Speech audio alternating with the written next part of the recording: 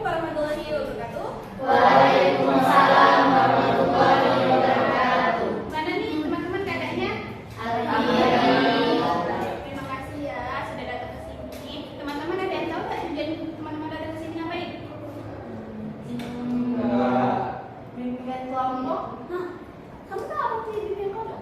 Dari yang saya tahu, bimbingan kelompok itu layanan bimbingan yang mana nanti dibentuk suatu kelompok, dan di kelompok itu nanti akan membahas tentang satu topik yang sedang hangat dibicarakan.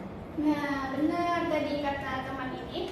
Bimbingan kelompok itu adalah bimbingan yang mencakup beberapa anggota yang dibahas tentang topik yang sedang terjadi atau yang dibutuhkan oleh siswa. Nah, selanjutnya sebelum kita masuki dalam kegiatan ini, lebih baik kita untuk berdoa dulu. Teman-teman ada yang ingin memimpin doa? Nah, boleh. Baiklah semuanya, sebelum kita baca aktivitas kita berdoa dulu kita kemarin baca kita masing-masing. Berdoa gimana? Berdoa selesai.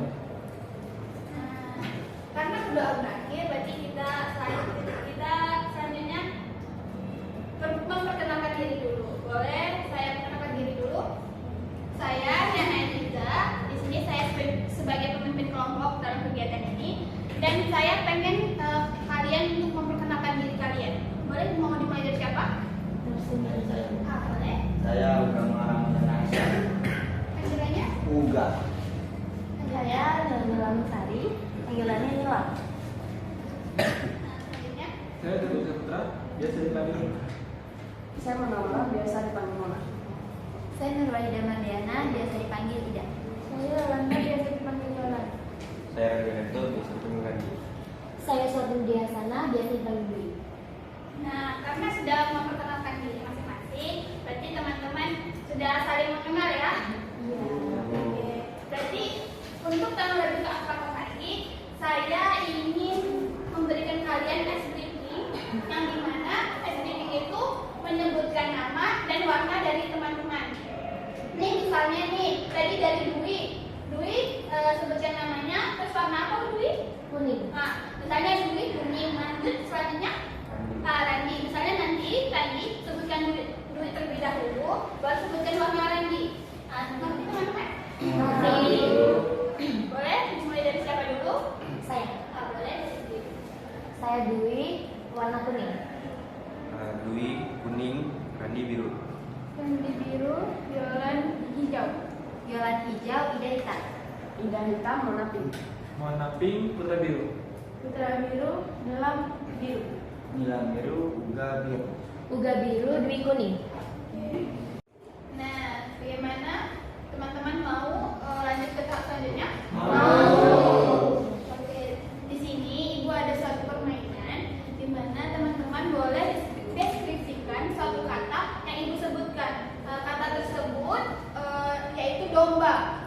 Silakan teman-teman mengeluarkan satu kertas dan deskripsikan kata domba tersebut menurut sudut pandang teman-teman masing-masing.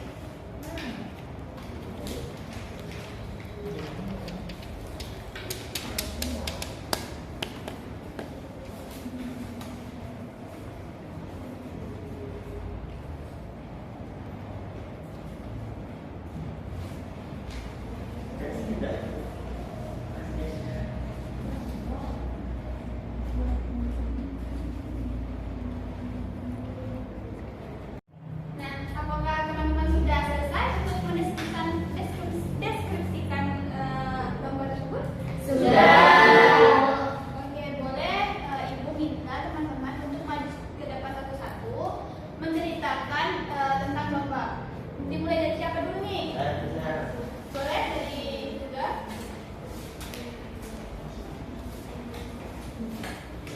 Ini ngedeskripsi tentang domba tadi ya, Bu? Iya. Kalau dari kami, domba itu kan merupakan hewan yang ada di film-film The Sound itu kan, Bu.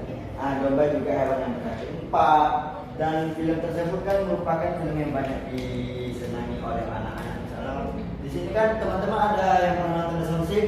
Saya kecil sering nonton kan? Dan film The Sound Ship juga banyak digemari oleh orang-orang dewasa. dan ditayangkan oleh di stasiun-stasiun TV Indonesia ini. Dari film yang bergambarkan domba yang sering berkelahi karena merebut perhatian orang tuanya, domba di film tersebut berwarna hitam putih dan saya juga sangat menyukai film tersebut. Cuma itu saja dari saya. Terima kasih, Bu.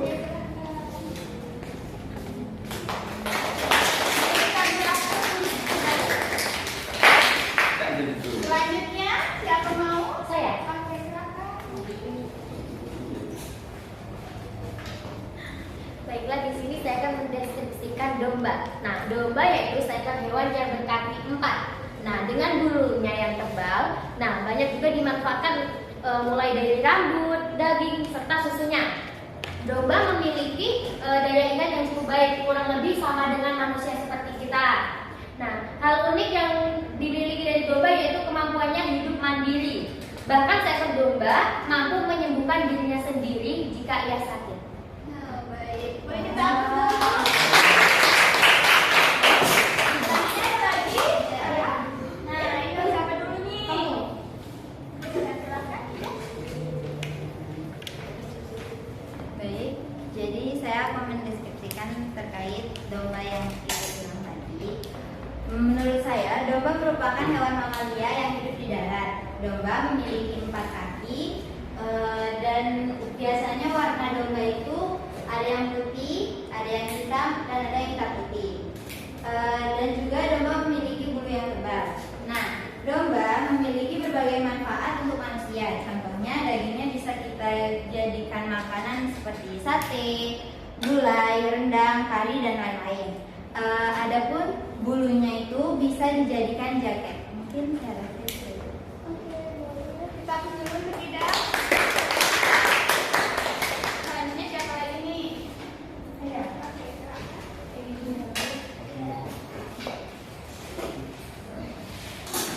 Bisa ditekan, Bu. Iya. Jadi ketika ibu bilang kata domba, yang pertama kali teringat di saya adalah anak-anak. Karena domba sering sekali digunakan sebagai karakter untuk film anak-anak. Contohnya saja seperti yang sudah dikatakan oleh Uga, dan seperti yang kita tahu lagu dari Baby Bass ada juga yang Baba Black Sheep, Heavy Animal. Jadi saya teringat ketika dengar kata domba, saya teringat anak-anak. Karena perumpamaan domba itu hewan yang lembut, dari dia yang memiliki bulu yang tebal, menunjukkan sisi yang lembut. Selain bulunya yang lembut, bulunya itu juga sangat bermanfaat untuk kita sendiri sebagai manusia kan. Apalagi saat musim dingin itu kan sangat diperlukan, dan anak-anak juga sangat suka gitu dengan ketika bulu itu sudah diolah menjadi pakaian.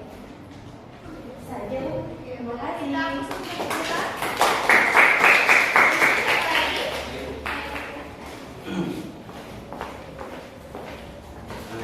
Ini deskripsi menurut saya, Bu ya.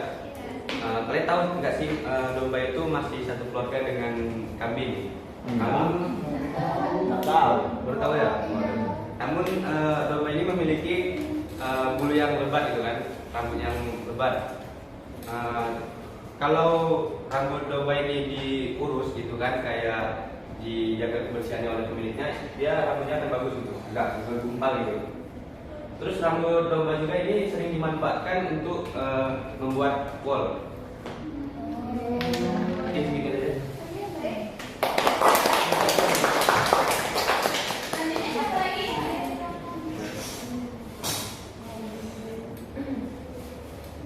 Saya mendeskripsikan domba. Domba adalah hewan yang memiliki bulu yang sangat tebal, dan bulunya itu biasanya dipakai untuk menjadi benang wol untuk pakaian-pakaian. Terus domba juga enak untuk dijadikan makanan seperti sate, sop, gulai, dan lain-lain. Terus biasanya domba kan dijadikan film kartun oleh anak-anak, dan biasanya di film kartun itu domba itu digembala sama seekor anjing dan merupakan incaran dari serigala. Terus kalau domba marah dia suka mengejar dan menyeruduk. Kita tes dulu.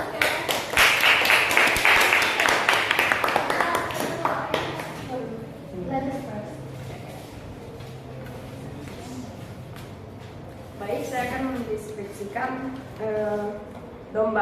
Domba ini adalah hewan yang sangat lucu. Dari badannya yang gembul, bulunya yang sangat lembut bisa dijadikan benang wol untuk jaket musim dingin. Dan juga dagingnya bisa dijadikan masakan rendang yang sangat enak.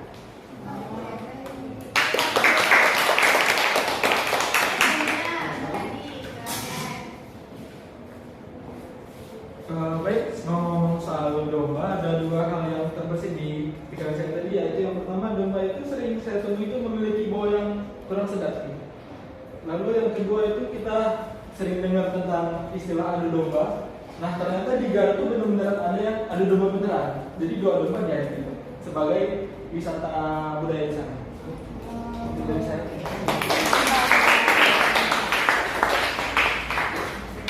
Nah, kan tadi teman-teman sudah mendeskripsikan tentang domba.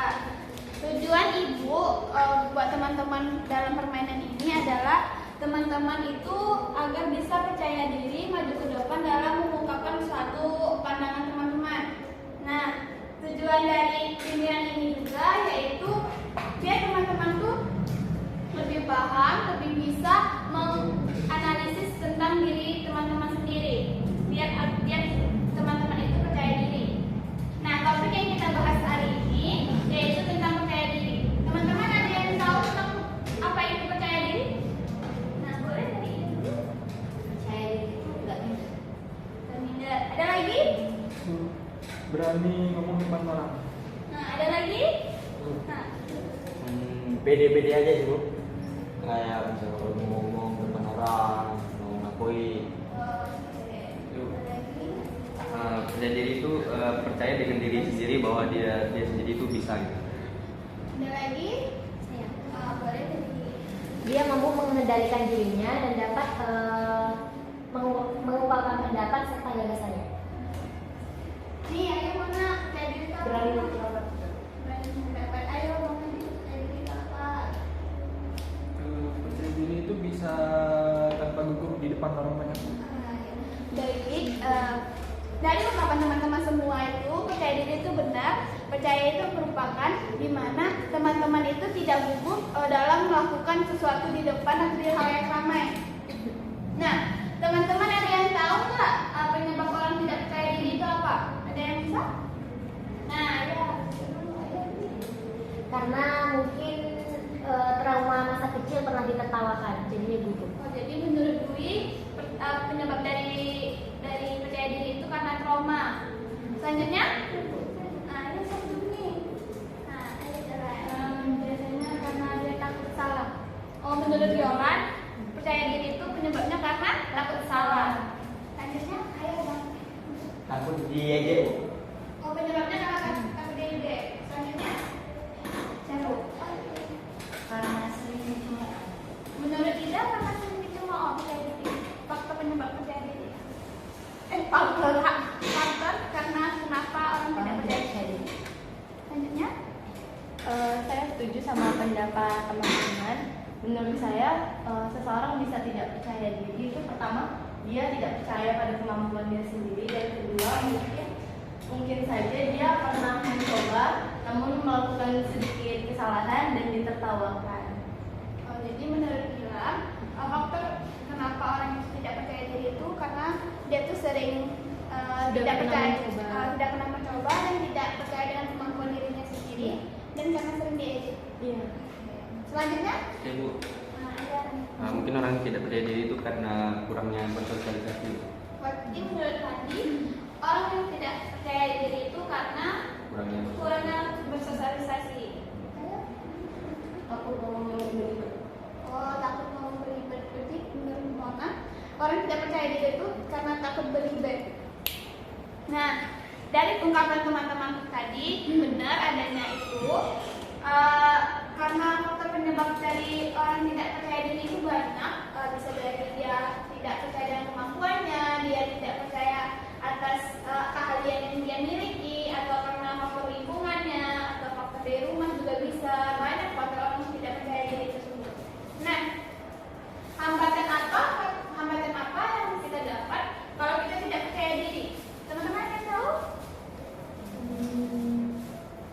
Menurut saya Bu, kita jadi sulit untuk mengungkapkan apa yang kita kita sulit mengungkapkan opini kita.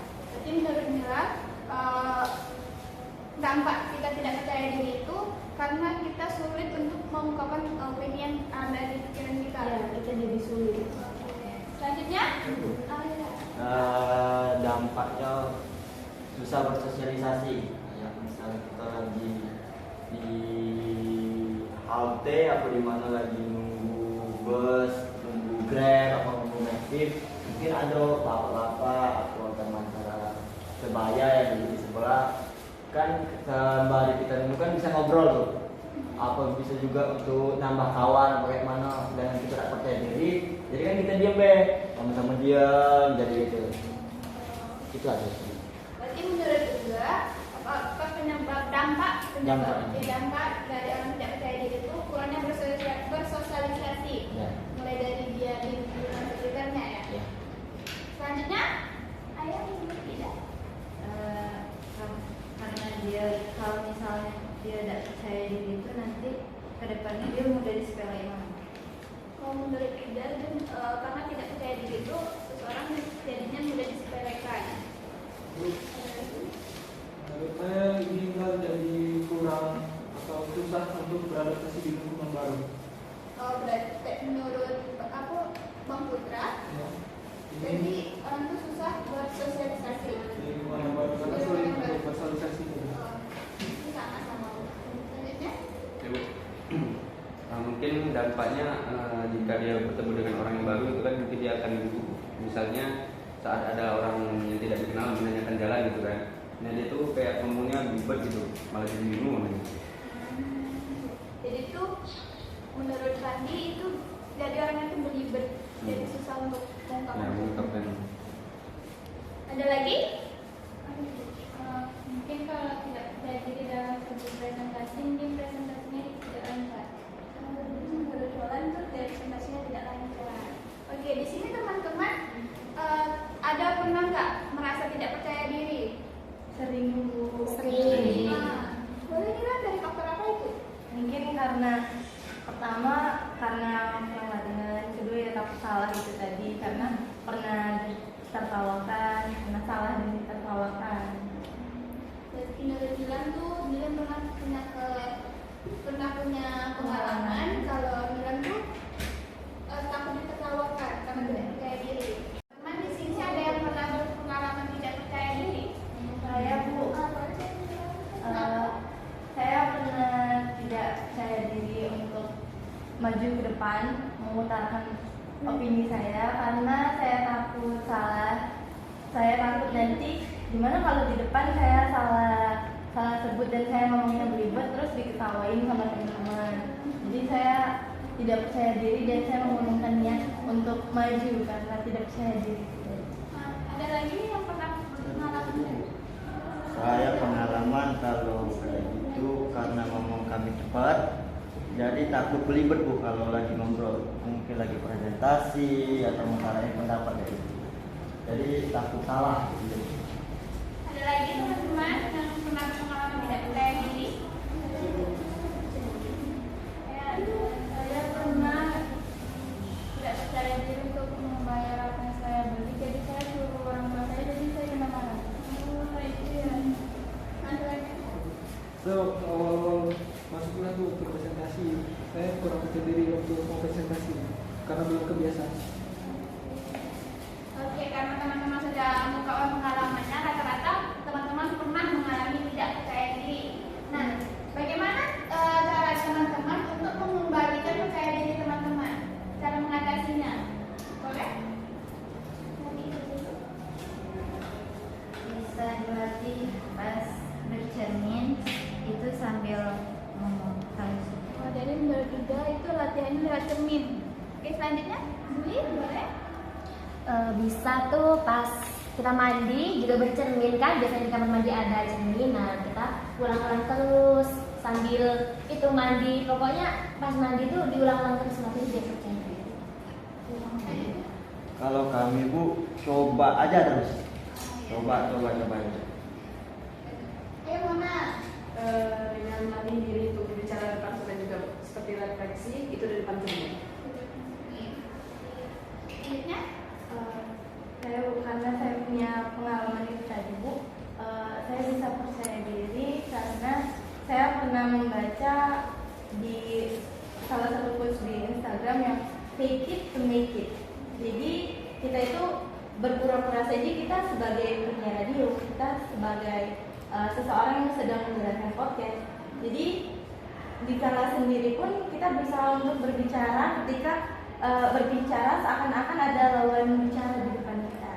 Jadi dengan kita berpura-pura bicara, lama-lama itu kita akan terbiasa dan seperti namanya fake it to make it, sampai sesuatu itu terjadi benar-benar terjadi. Oke, berarti hampir sama ya sama waktu enggak sering kita berulang. Ada lagi? Bisa tuh kita kayak menganggap orang-orang itu nggak ada. Jadi kita di depan itu ya cuma kita yang ngobrol. Jadi kita mungkin seperti nggak ada orang, sesuka hati kita mengungkapkan. Jadi kita makin pede gitu. Tadi gimana? Menurut saya Bu, jangan takut salah gitu. Kalau salah itu kan kalau yang wajar gitu. Jadi coba aja gitu. Dicoba terus ya. Kalau tadi rata-rata yang saya lakukan sama sih Bu. Presentasi atau yang saya sering lakukan tuh kalau misal sebelum presentasi itu saya menguasai materi dulu. Sering berulang. Bu, kalau kami Bu, misalnya kalau yang tadi itu kan kami bilang harus coba terus kan Bu. Daripada tidak dicoba, pasti ada tuh perasaan atau pertanyaan-pertanyaan dalam diri sendiri kayak what if, kayak mana kalau kita maju ke situ mungkin berhasil.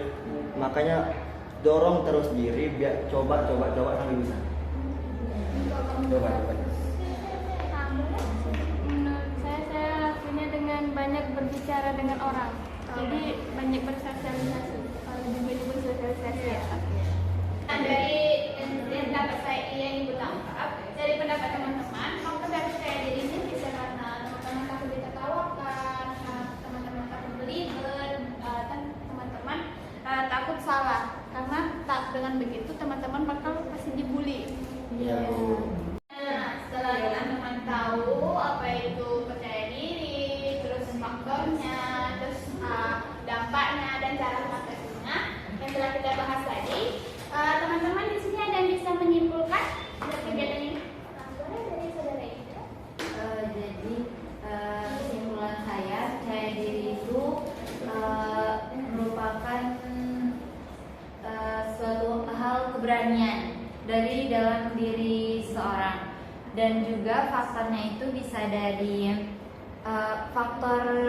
faktor penghambat dari percaya diri itu bisa karena dia pernah salah, dia pernah dicemooh, yang memiliki dampak sehingga dia takut gitu kan. Nah, benar dikatakan Ida tadi tentang apa itu PDD semuanya. Ada lagi yang bisa menyimpulkan? Oh, sepertinya tidak ada. Boleh dari bilang. Menurut saya dari apa yang sudah kita dapat dari diskusi kita hari ini itu adalah percaya diri. Seseorang bisa dikatakan percaya diri ketika orang itu percaya pada kemampuan yang dia miliki. Jika seseorang itu tidak takut salah, tidak takut untuk mencoba. Nah, kepercayaan diri itu seperti yang teman-teman bilang tadi, bahwa faktor dari seseorang yang tidak percaya diri itu karena seseorang sedang mencoba namun ditertawakan, atau mungkin seseorang itu kurang berlatih, dan juga tadi ada yang bilang bahwa seseorang bisa tidak percaya diri itu karena ngomongnya belibet.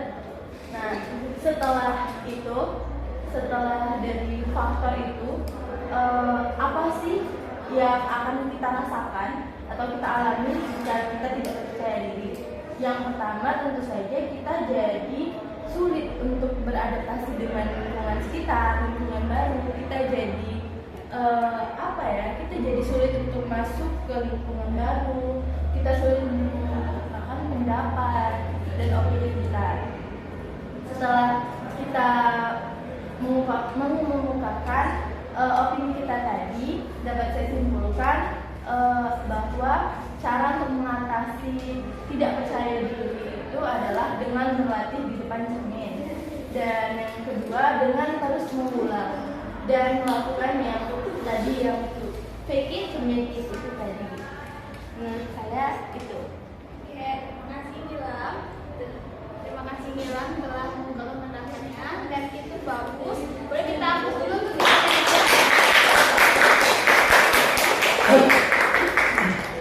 Nah, karena kegiatan kita sudah sampai ke tahap akhir, teman-teman, gimana nih perasaan teman-teman atas kegiatan hari ini? Seru. Ada yang bisa mengekspresikan diri? Satu orang? Nah, boleh dari Mila. Tentu saja saya senang sama kegiatannya seru, dimana kita bisa saling bertukar pendapat. Jadi informasi yang didapat itu tidak hanya dari sudut pandang, tapi banyak sekali sudut pandang. Dan ini sangat membantu saya juga, Bu. Oke. Dari sudut pandang Mona, gimana nih? Seru. Kita ini. Seru karena kita bisa belajar sendiri. Oke. Ada lagi yang ingin berpendapat tentang kegiatan ini? Bu, seru, mantap, jos. Oke, mungkin dari kegiatan ini kita dapat bisa tahu manfaat dari percaya diri itu, bagaimana dampaknya, seperti itu. Nah teman-teman, ada yang ditanyakan lagi? Boleh. Kira-kira kapan kegiatan ini akan dilakukan lagi? Oh, mau ada kegiatan lanjutan Ya. selanjutnya? Nanti boleh kita jadwalkan lagi kegiatan selanjutnya dan kita akhiri kegiatan hari ini. Terima kasih teman-teman sudah atas partisipasinya. Kita tepuk tangan dulu untuk kita semua. Mungkin kegiatan hari ini saya akhiri. Sebelum saya akhiri, mari kita berdoa terlebih dahulu. Siapa yang ingin memimpin? Saya, Bu. Nah, boleh tadi. Baiklah pada teman-teman semua sebelum kita mengakhiri kegiatan ini dan semoga nanti di jalan ini selamat. Berdoa menurut kepercayaan dan percaya masing-masing berdoa.